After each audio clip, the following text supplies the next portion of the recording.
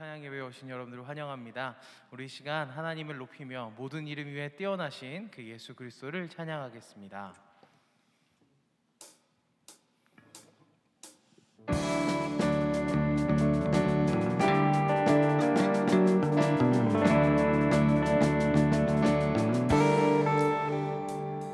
모든 이름 위에 뛰어난 이름 예수는 주, 예수는 주. 모두 무릎 꿇고 경배를 드리세. 예수는 만유의 주님. 우리 한 번 더. 모든 이름 위에 뛰어난 이름 예수는 주, 예수는 주. 모두 무릎 꿇고 경배를 드리세. 예수는 만유의 주님. 예수는 주, 예수는 주. 온 천하 만국을 얼어 그 보좌 영광을 돌리세. 예수, 예수, 예수는 주. 우리 한 번 더 고백하겠습니다. 모든 이름 위에 뛰어난 이름 예수는 주, 예수는 주. 모두 무릎 꿇고 경배를 드리세. 예수는 만유의 주님. 모든 이름 위에 뛰어난 이름 예수는 주, 예수는 주. 모두 무릎 꿇고 경배를 드리세. 예수는 만유의 주님. 예수는, 예수는 주, 예수는 주. 온 천하 만국을 얼어 그 보좌 영광을 돌리세. 예수, 예수, 예수는 주, 예수는 주, 예수는 주, 예수는 주. 온 천하 만국을 얼어 그 보좌 영광을 돌리세. 예수, 예수, 예수는 주, 예수는 주, 예수는 주. 온 천하, 온 천하 만국을 얼어 그 보좌 영광을 돌리세. 예수, 예수, 예수는, 예수는 주.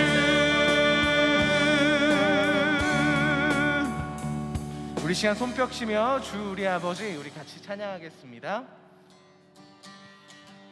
라라라라라라라라 라라라라라라라 라라라라라라라라라라라라라라라라. 우리 한 번 더. 랄랄라 랄랄라 랄랄라라라라라